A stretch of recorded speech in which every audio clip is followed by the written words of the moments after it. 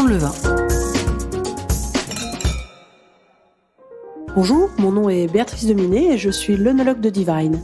J'ai la chance et le plaisir d'être accompagnée de Laurent Deret, meilleur ouvrier de France en sommellerie, aujourd'hui.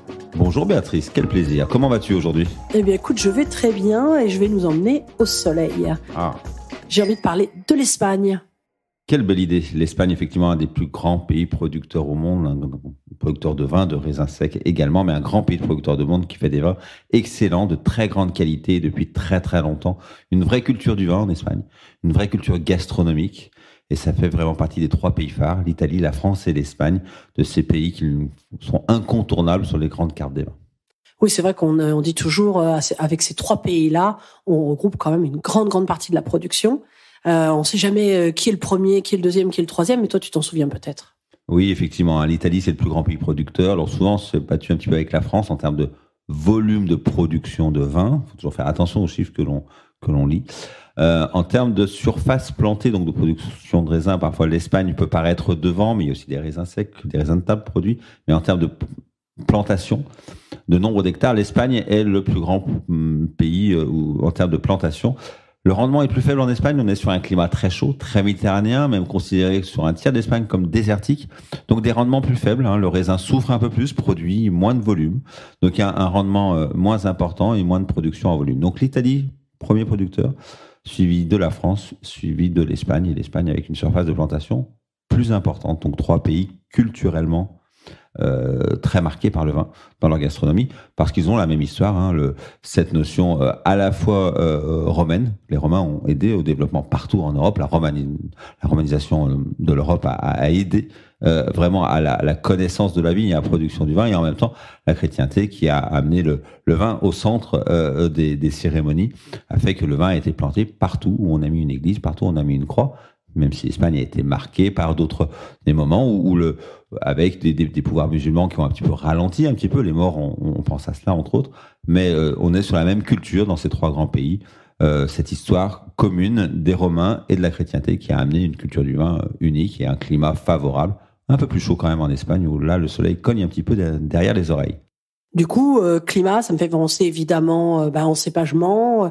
On parlait sur d'autres podcasts je dirais au niveau des climats, de l'adaptation des cépages en fonction des zones géographiques. Alors il y a des cépages qu'on a nous aussi sur nos terroirs. Je pense au grenache, garnacha, grenache noir, grenache blanc d'ailleurs dans ce pays que l'on connaît, que l'on partage. Je pense au carignan, carignano aussi. Et puis par contre, il y a des cépages qui sont vraiment typiquement, je dirais espagnols en tout cas. Moi, je pense évidemment en rouge, en noir, au Tempranillo. Et puis, je pense aussi à ces cépages qu'on va retrouver dans le sud de l'Espagne, avec le Pedro Ximénez, dans cette belle région de Jerez. Alors c'est vrai une typicité à Jerez, les Pedro Ximénez qu'on va retrouver essentiellement, entre autres, sur Montilla Moriles, juste au-dessus de Jerez.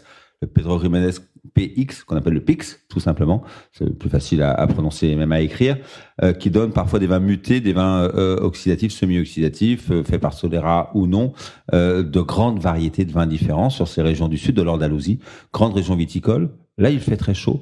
Souvent des vins mutés, des vins qui sont vieillis, parfois avec une oxydation maîtrisée, une fleur également, comme on la connaît parfois également dans notre région jurassienne. Les Jerez, qu'on appelle les sherry, également donnent des vins passionnants de complexité, une culture énorme. Même un simple podcast ne suffirait pas pour présenter le Jerez. Ça fait partie de ces grands vins, parfois un peu méconnus en France, sûrement parmi les plus belles pépites vinicoles du monde, que l'on oublie un peu parfois sur notre territoire franco-français. Je pense également au Porto, au Madère, à ces produits-là. Le Jerez fait partie des grands sujets à découvrir. L'Espagne en est riche de ces deux grandes régions. Là, on est dans le sud, en Andalousie. On peut penser au nord, on a les Pyrénées, avec d'un côté des Pyrénées, à l'ouest, on a la Rioja, exceptionnelle Rioja. De l'autre côté, on a la Catalogne, avec entre autres le Priorat.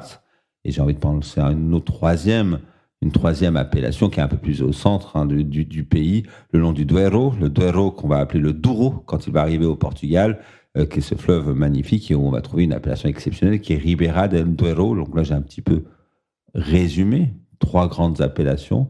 Donc la Rioja, le Ribera del Duero et le Priorat, le Priorato, au cœur de l'appellation Montsant dans la Catalogne, sont vraiment des des vins phares qu'il faut avoir envie de découvrir, des vins marqués parfois par la puissance, car le climat espagnol est quand même très, très ensoleillé, a tendance à nous donner des vins de tempérament, des vins de caractère, souvent des grands vins rouges, des vins blancs où on va devoir trouver des cépages avec une certaine acidité. On pense à l'Airén, qui est le plus grand cépage blanc le plus planté en Espagne. Mais il est vrai que souvent les vins rouges, eux, sont marqués par des couleurs très, très denses et une certaine puissance.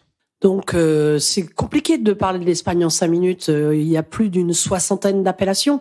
Donc, forcément, comme on l'a fait avec Laurent aujourd'hui, c'était de vous donner envie de découvrir ou redécouvrir quelques grandes appellations, comme les 3 du Nord qui ont été citées, puis ce petit clin d'œil, cette petite avancée jusque le sud de l'Espagne avec Jerez, qui donne des vins si spécifiques.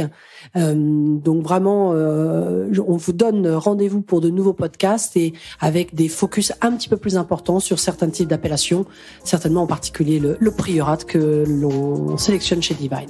À très vite. À bientôt, Béatrice.